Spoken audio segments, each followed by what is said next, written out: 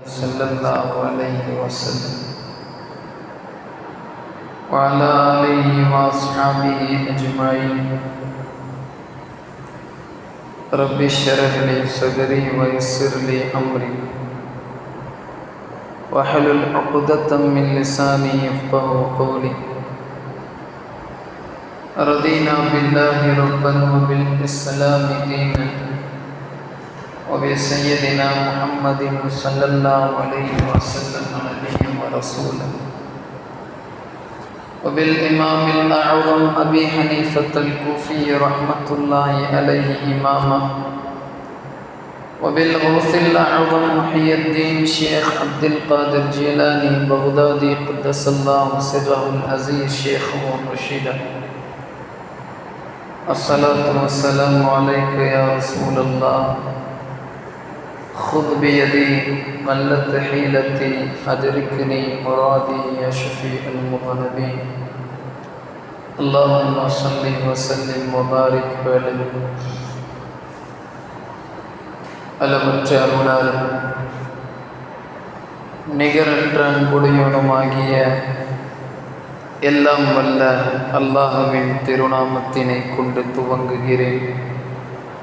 ஸலவாத்தும் ஸலாமும் அகில தூதர் அருமைநாதர் சய்யிதுனா முஹம்மது ரசூலுல்லாஹி ஸல்லல்லாஹு அலைஹி வஸல்லம் அன்னவர்கள் மீதும் நபி அவர்களின் பரிசுத்தமான குடும்பத்தார்கள், சத்திய சஹாபா பெருமக்கள், கர்பலா ஷுஹதாக்கள், தாபீன்கள், தபவுத் தாபீன்கள், அக்குத்வாபுகள், அகியாசுகள், நுஜபாக்கள், நுகபாக்கள், வலிமார்கள், முஸ்லிம்கள், முஃமின்கள் நம் அனைவர்கள் மீதும் நின்று நிலவட்டுமாகும். அருமையான இஸ்லாமிய பெருமக்களே, அல்லாஹுடைய கிருபையால் கடுமையான வெயில் காலம் துவங்கி இருக்கின்றது. இதிலே குளுமையான குளிரூட்டி அறையில் இறை இல்லத்தின் உள்ளே நாம் அங்கம் வகிப்பது அல்லாஹ் நமக்கு வழங்கி இருக்கிற மிகப்பெரிய ஒரு வாய்ப்பு.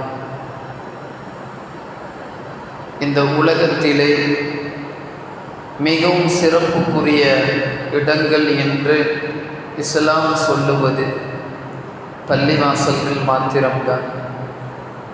பள்ளிவாசலை பற்றி ஏராளமான குர்ஆன் ஹதீஸ் நிறைய நிரம்பி வழிகின்றன.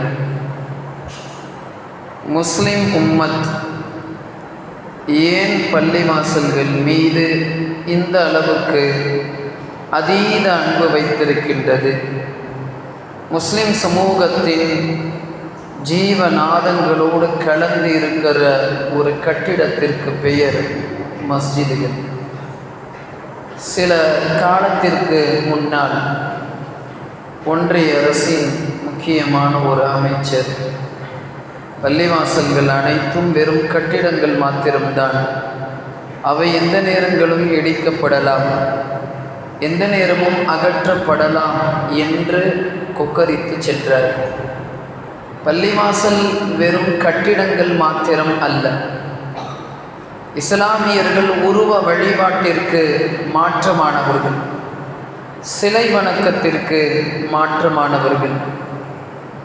எங்களுக்கு ஒரு திசையின் பக்கமாக நாங்கள் தொழுகையினை அமைத்துக் கொள்கிறோம், அது மாத்திரம்தான் தவிர உலகத்தின் எந்த மூலையில் இருக்கிற எந்த முஸ்லீமும் மெஹராபினை பார்த்து அது தனது கடவுள் என்ற கருத்தினை சொல்வதில்லை.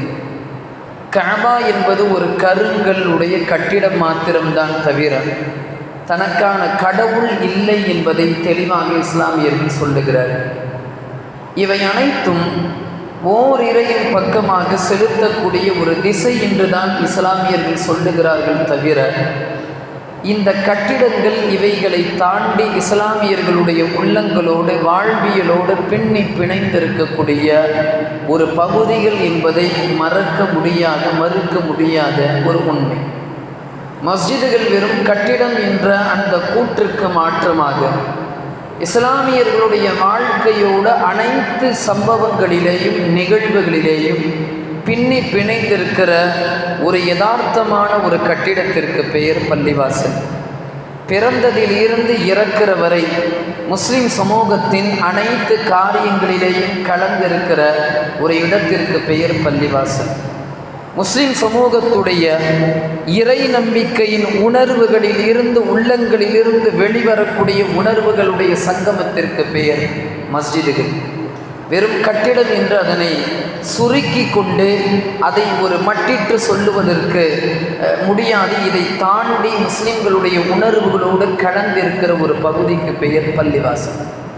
அதனால்தான் இந்த தேசத்தில் தங்களுடைய உயிர்களை விட அதிகமாக தங்களுடைய பள்ளிவாசல்களை விட்டு கொடுக்கக்கூடாது என்று முஸ்லிம் சமூகம் ஆங்காங்கே தங்களுடைய மூச்சுகளை விட்டு பள்ளிவாசல்களை காக்கக்கூடிய செயல்களில் ஈடுபடுகிறார்கள். இஸ்லாமியர்களுடைய அத்தனை ஆன்மீக நெறிமுறைகளின் பின்னணியில் இருக்கக்கூடிய ஒரு மாபெரும் உருவத்திற்கு பெயர் பள்ளிவாசல். அல்லாஹ்வோடு தொடர்பு எந்த இடத்திலும் வைத்து கொள்ளலாம் என்பது முஸ்லிம் உம்மத்திற்கு இருக்கக்கூடிய ஒரு கட்டளை.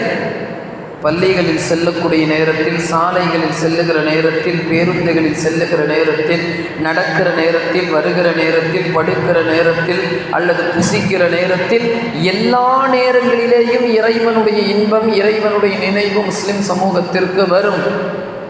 ஆனால் இவைகளை கடந்து இறைவனுக்காக வேண்டியே இருக்கக்கூடிய இல்லங்களில் இருந்து இறைவனை நினைக்க வேண்டும் என்ற யதார்த்த உண்மைகளை இஸ்லாம் வலியுறுத்துவதன் பின்னணியில் இருப்பது முஸ்லிம் சமூகத்தின் மிகப்பெரிய வலிமை பள்ளிவாசல்களோடு தொடர்பாக இருக்கின்றது என்பதை இஸ்லாமியர்கள் ஒரு காலமும் மறுக்க முடியாது.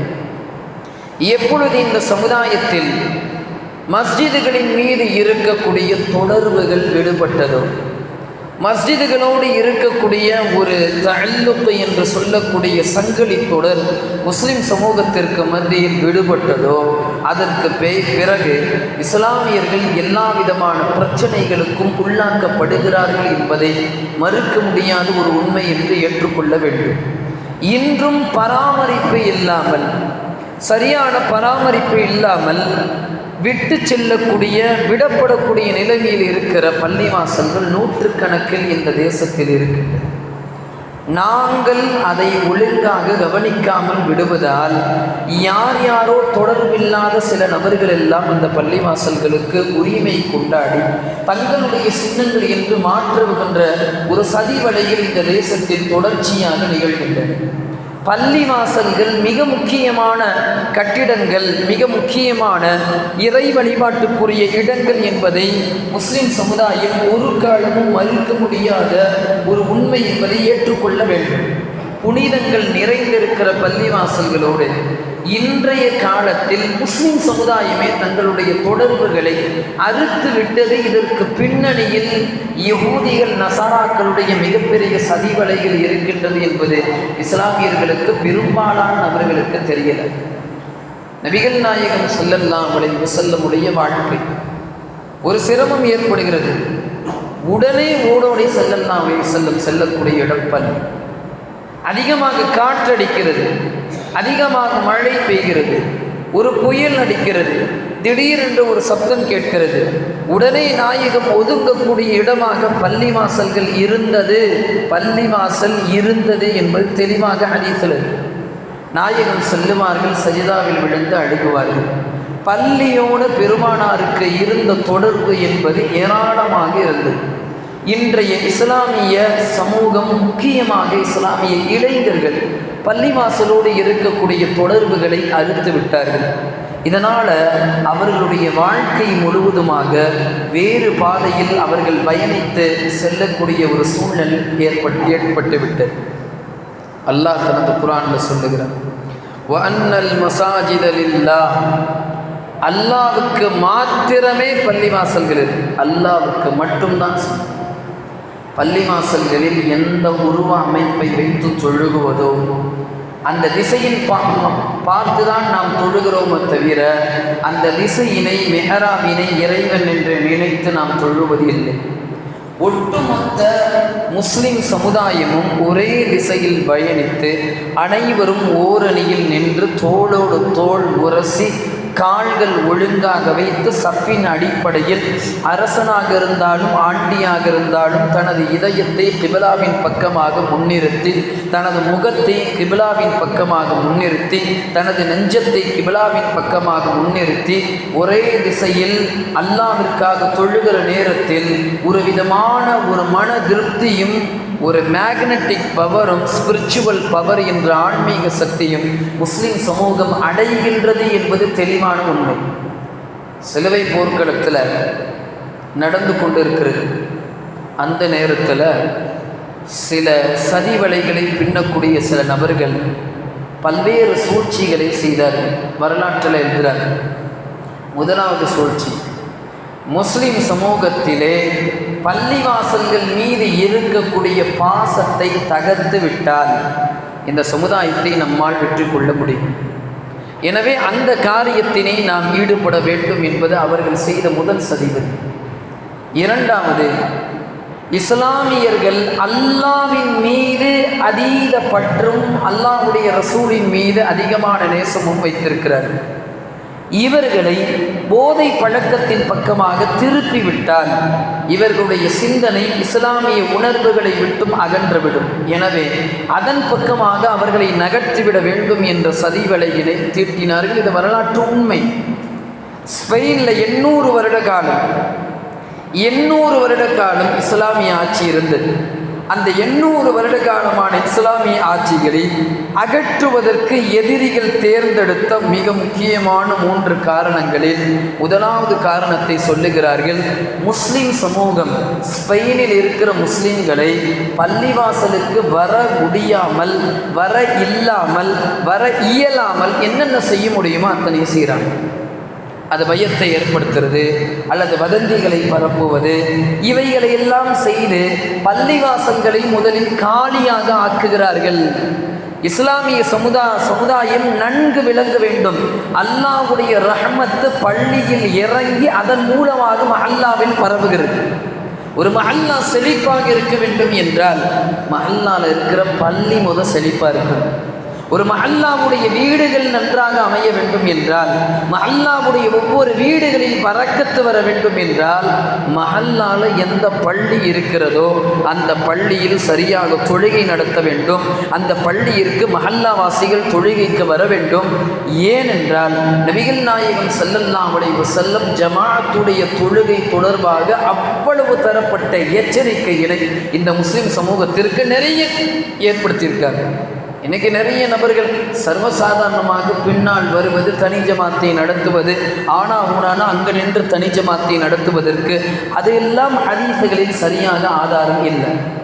தனி ஜமாத்துக்களை தனியாக வைத்து கொள்ளலாம் என்று இருந்தால் ஏன் இந்த மாதிரியான கடுமையான ஹதீஸ் எல்லாம் வரணும்? நபி ஸல்லல்லாஹு அலைஹி வஸல்லம் சொல்லுகிறார்கள், எனது உள்ளத்தில் தோன்றுகிறது, நான் ஆசைப்படுகிறேன் பள்ளியில் ஜமாத்தை நடத்த சொல்லி, ஜமாத்திற்கு வராமல் யார் பள்ளிகளில் வராமல் வீடுகளில் இருக்கிறார்களோ அவர்களுடைய வீடுகளை விறகு கட்டைகளால் எரிக்க வேண்டும் என்று நான் நாடுகிறேன் என்று கருணையே உருவமான காருண்ய நபி ஸல்லல்லாஹு அலைஹி வஸல்லம் ஏன் சொல்ல வேண்டும்? தனியாக ஜமாத்தை நடத்தலாம். ஜமாத்து விடுபட்டாலும் இமாமுக்கு பின்னாடி ஜமாத்து தொழ முடியலனா பின்னாடி தொழுதுக்கலாம் என்ற ஒரு சட்டம் இருந்தால், சர்வசாதாரணமாக நபி அவர்கள் என்ன சொல்லியிருக்கணும்? நீங்கள் பள்ளிகளில் வந்தால், பள்ளிவாசலுக்கு வரக்கூடிய நேரத்தில் ஜமாத்து முடிவடைந்து விட்டால் நீங்கள் தனியாக ஜமாத்தை நடத்துங்கள்னு சொல்லியிருக்கணும். ஒரு ஹதீஸில் கூட அப்படி இல்லை. ஒரு மஹல்லாவில் மஹல்லாவுடைய பள்ளிவாசலில் நடத்தக்கூடிய அந்த ஜமாத்து மிக முக்கியமானது. நான் அந்த ஜமாத்துக்கு வரமாட்டேன், 1 மணிக்கு ஜமாத்துனா நான் 1:15 வருவேன், தனி ஜமாத்து வைப்பேன்னா அதற்கு பேர் ஜமாத்துடைய சக்தி, ஜமாத்துடைய பவர், ஜமாத்துடைய ஒற்றுமை என்பதே இல்லை. இஸ்லாத்துடைய மிக முக்கியமான சக்தியே பள்ளிகளில் நடக்கக்கூடிய ஜமாத்திற்கு மிக முக்கியமான ஒரு சக்தி இருக்குது. நபிகள் நாயகம் ஸல்லல்லாஹு அலைஹி வஸல்லம் பள்ளிவாசலுடைய அந்த பாரம்பரியத்தை பற்றி, பள்ளிவாசலுடைய தொடர்பை பற்றி, பள்ளிவாசலுடைய சிறப்பை பற்றி, இந்த முஸ்லீம் சமுதாயம் பள்ளிவாசலோடு எந்த அளவுக்கு நெருக்கமாக இருக்க வேண்டும், தொடர்புகளாக இருக்க வேண்டும் என்பது தொடர்பாக நிறைய விஷயங்களை பெருமானார் ஸல்லல்லாஹு அலைஹி வஸல்லம் கற்றுக் கொடுக்கிறார். மதீனாவுக்கு வராங்க, ஹிஜ்ரத்து செய்து வருகிறார்கள். ஹிஜ்ரி முதலாவது ஆண்டு ரபீஉல் அவ்வலுடைய மாதத்தில் நபிகள் நாயகம் ஸல்லல்லாஹு அலைஹி வஸல்லம் நுழைகிறார்கள். மதீனாவிற்கு நுழைவதற்கு முன்னாடியே மதீனாவுடைய எல்லை பகுதிகளில் 4 நாட்கள் நபி ஸல்லல்லாஹு அலைஹி வஸல்லம் தங்குகிறார்கள். ரபீஉல் அவ்வல் 8, 9, 10, 11 வெறும் 4 நாட்கள் மாத்திரம் மதீனாவுடைய எல்லை பகுதிகளில் பெருமானார் ஸல்லல்லாஹு அலைஹி வஸல்லம் தங்கியிருக்கிற வெறும் அந்த 4 நாட்களிலே ஒரு பள்ளியினை அமைக்கிறார்கள். அந்த பள்ளிவாசலுக்கு பேரு மஸ்ஜிதுல் குபா. 4 நாட்கள் மாத்திரமே தங்கிய ஒரு இடத்தில் கூட பள்ளிவாசலை கட்ட வேண்டும் என்ற சட்டத்தினை பெருமானார் ஸல்லல்லாஹு அலைஹி வஸல்லம் அமைக்கிறார்கள். மதீனாவிற்குள் நுழைந்த மாத்திரத்திலேயே நபி அவர்கள் செய்த முதலாவது அமல் என்று நபி அவர்களுடைய எல்லா விதமான வரலாற்று குறிப்புகளிலேயும் சொல்லி இருக்கிறது.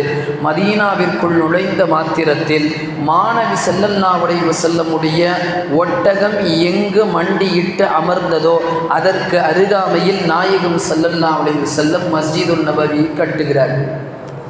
இதில் மிக முக்கியமான இன்னும் ஒரு வரலாற்று குறிப்பு இருக்கு. 2 யத்தீம்களுக்கு சொந்தமான அந்த இடத்தை விலை கொடுத்து வாங்குகிறார்கள் நபி அவர்கள்.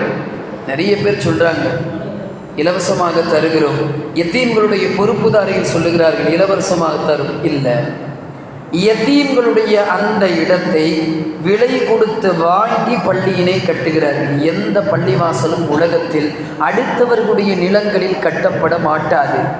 சொந்த இடமாக இருந்தால் மட்டும்தான் பள்ளியினை கட்ட வேண்டும் என்ற சட்டத்தினை நபிகள் நாயகம் ஸல்லல்லாஹு அலைஹி வஸல்லம் உலகத்திற்கு எடுத்து சொல்லுகிறார்.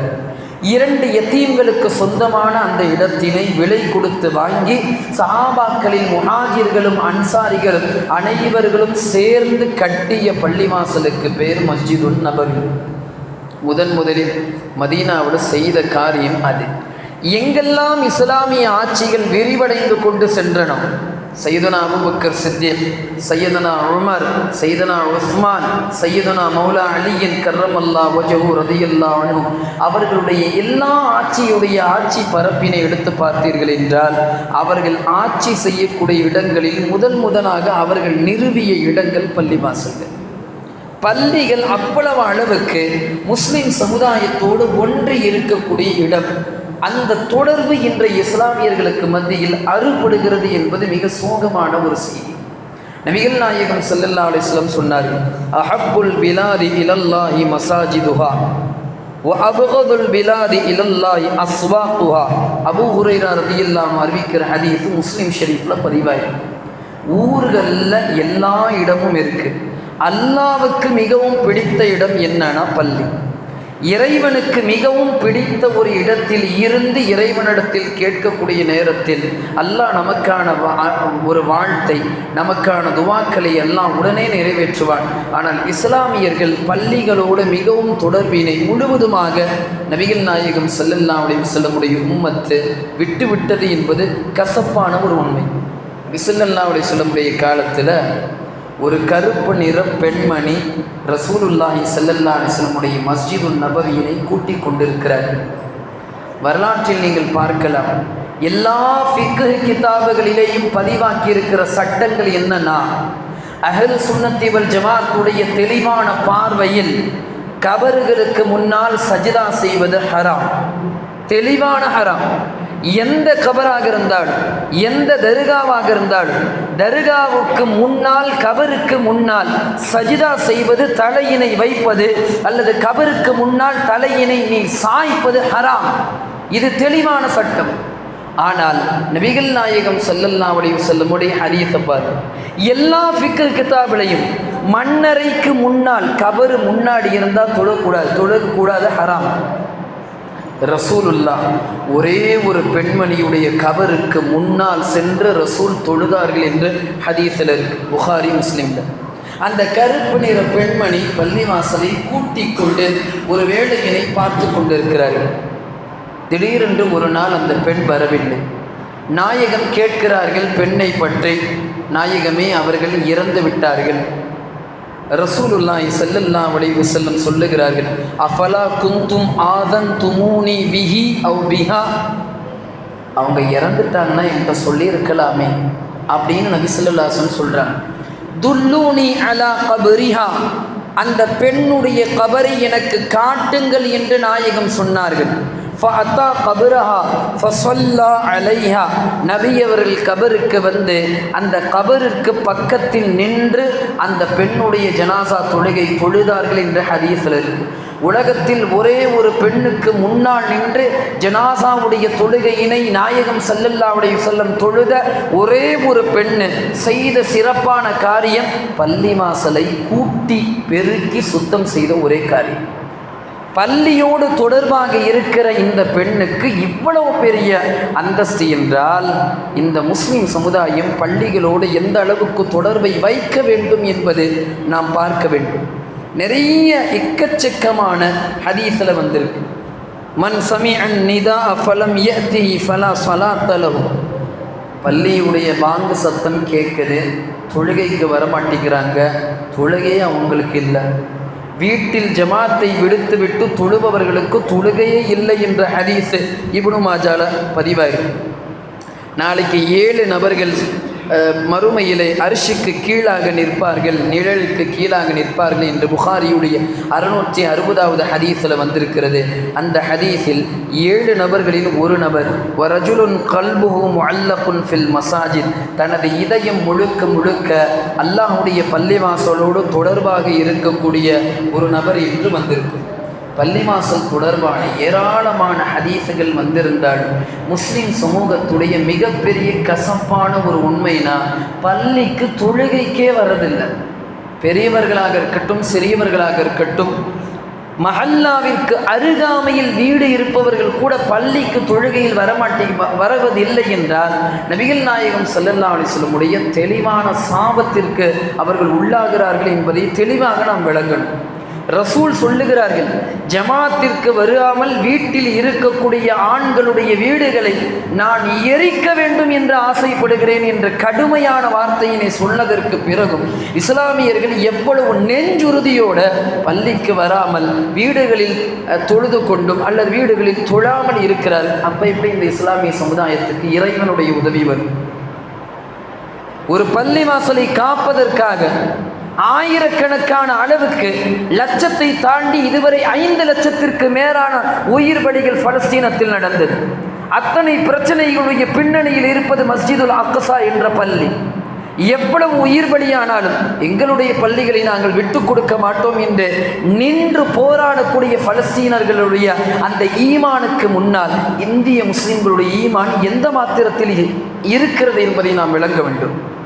யகூதிகளின் நசராணிகளுடைய அத்தனை தரப்பட்ட சூழ்ச்சிகளுக்கு இஸ்லாமிய இளைஞர்களும் யுவதிகளும் அடிமையாகி கொண்டு முழுக்க முழுக்க ஆன்லைன் கேமுகளிலேயும் திரைப்பட வசனங்களுக்கு பின்னால், திரைப்படத்துடைய மோகங்களுக்கு பின்னால், விளையாட்டு வீரர்கள் வீராங்கனைகளுக்கு பின்னால் தங்களுடைய இந்த இளமைகளை தொலைத்துவிட்டு இளைஞர்களும் யுவதிகளும் பள்ளியோடு தொடர்பாகவே இல்லை. அப்போ எப்படி நல்ல எதிர்காலம் வரும்? நான் குமரலிங்கம் களிமங்கலம் அப்படிங்கிற ஏரியாலெல்லாம் தராவியா தொலை வச்சு கிராமம் காலையில் சுபு தொழுகையில் இருந்து இரவு படுக்கிற வரைக்கும் அந்த ஊருடைய இளைஞர்கள் அனைவர்களும் பள்ளியில் தான் இருப்பாங்க. ஏதாவது ஒரு வேலையினை செய்து கொண்டு, பள்ளிவாசலுக்கு சுத்தம் செய்து கொண்டு அல்லது பள்ளிவாசலுடைய கிதமத்தை செய்து கொண்டு, இன்றும் கிராமப்புறத்தில் மாத்திரம்தான் இந்த கட்டமைப்பை நாம் பார்க்க முடிகிறது. அவ்வளவு சிறப்பாக பள்ளிகளோடு தொடர்பாக இருக்கக்கூடிய ஒரு கட்டமைப்பு கிராமத்தில் மாத்திரம்தான் பார்க்க முடிகிறது, தவிர நகரங்களில் பார்க்க முடியலை. 2 தினங்களுக்கு முன்னால் கோபாலப்பட்டினம் அப்படிங்கிற ஊரில் திருமணத்திற்காண்டி செல்லுகிறேன். காலையில் ஒரு 10:30 மணிக்கு உள்ளக்க நுழைகிறேன். ஜாசின் அப்படிங்கிற ஒரு இளைஞர் முழுவதுமாக அத்தனை பள்ளியுடைய கூட்டுறது பெருக்கிறது எல்லா வேலையும் பார்த்து கொண்டு இருக்கிறார். நான் கூட மோதினார்னு நினச்சிட்டேன். திருப்பி திருமணம் முடித்ததற்கு பிறகு துணியினை மாற்றுவதற்காக மீண்டும் ஒரு 2 மணி அல்லது 2:30 மணி அளவுக்கு நான் வருகிறேன்.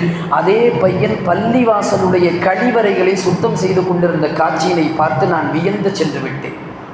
இந்த காலத்தில் பள்ளிகளோடு தொடர்பாக இருக்கிற இது போன்ற இளைஞர்களும் இருக்கத்தான் செய்கிறார்கள். முஸ்லிம் சமூகத்தை பள்ளிகளோடு தொடர்பை அகற்ற வேண்டும் என்ற காரணத்தை யகூதிகளும் நசராணிகளும் தெளிவாக செய்கிறார்கள். எப்பொழுது இந்த முஸ்லிம் சமூகத்திற்கு பள்ளிகளோடு தொடர்பு அகன்று விடுகின்றதோ நிச்சயமாக இறைவனுடைய உதவிகள் அவர்களுக்கு சென்றுவிடும். அதற்கு பிறகு எவ்வளவு துவா செஞ்சாலும் அல்லாஹ்வுடைய உதவி வராது. இறைவனுடைய உதவி வர வேண்டும் என்றால் முழுக்க முழுக்க பள்ளி வாசல்கள் நிரம்பி வழிய வேண்டும். இவ்வளவு வசதி வாய்ப்புகள் பள்ளியில் இருக்கு. ஜும்மாவுக்கு கூட பள்ளி வாசல் நிரம்புவதில்லை. ஒவ்வொரு பக்திலையும் 2 சஃப்புகள் கூட வருவதில்லை. கேவலமாக இருக்கு. கசப்பான கடினமான வார்த்தைகளை சொல்லுவதென்றால் மனிதர்களுக்கு கொடுக்கிற முக்கியத்துவத்தினை முஸ்லிம் சமுதாயம் அல்லாஹ்வுக்கு கொடுப்பதில்லை. ஒமா கதிருல்லா ஹக்க கதிரி, ஒவ்வொரு நேரத்திலேயும் தொழுகைக்கு வாருங்கள், வெற்றியின் பக்கமாக வாருங்கள் என்ற சப்தம் கேட்கிற போதும் கூட நம்மால் ஹெட்ஃபோனில் சவுண்டை கூட்ட தான் செய்கிறான் தவிர அல்லாஹ் அழைக்கிறான் என்ற அந்த உணர்வு வருவதில்லை. ஒரு அதிகாரி அழைத்தால் அதற்கு முக்கியத்துவம் கொடுக்கிற முஸ்லிம் சமூகம், காவலாளி அழைத்தால் வேகமாக வரக்கூடிய முஸ்லிம் சமூகம், கவுன்சிலர் கூப்பிட்டால் வரக்கூடிய முஸ்லிம் சமூகம், செல்வந்தர் அழைத்தால் வரக்கூடிய முஸ்லிம் சமூகம். அல்லாஹ் அழைக்கிறான் பள்ளிக்கு வான்னு சொன்னோம்னா பள்ளிவாசல்களுக்கு வராமல் வீடுகளில் பொத்திக் கொண்டு இருக்கிறார்கள் என்றால் இந்த சமுதாயத்திலே எந்த அளவுக்கு கடுமையான வேதனை வரும் என்பதை தெளிவாக உணர வேண்டும். இவ்வளவு பிரச்சனைகளுக்கு பிறகும் கூட பள்ளிக்கு வருவதில்லை, தொடர்பாக இருப்பதில்லை, துவா செய்வதில்லை, பள்ளிகள் நிரம்புவதில்லை, தொழுவதில்லை என்றால் அல்லாஹ் இந்த சமூகத்தை காப்பாற்ற வேண்டும். எனவே பள்ளிகளோடு தொடர்பை அதிகப்படுத்த வேண்டும். அத்தகைய நன்மக்களாக அல்லாஹ் நம் அனைவர்களையும் ஆக்கியருள்வானாக. சுன்னத்துல் வாதவர்கள் தொழுது கொள்ளுங்கள். அஸ்ஸலாமு அலைக்கும் வரஹ்மத்துல்லாஹி.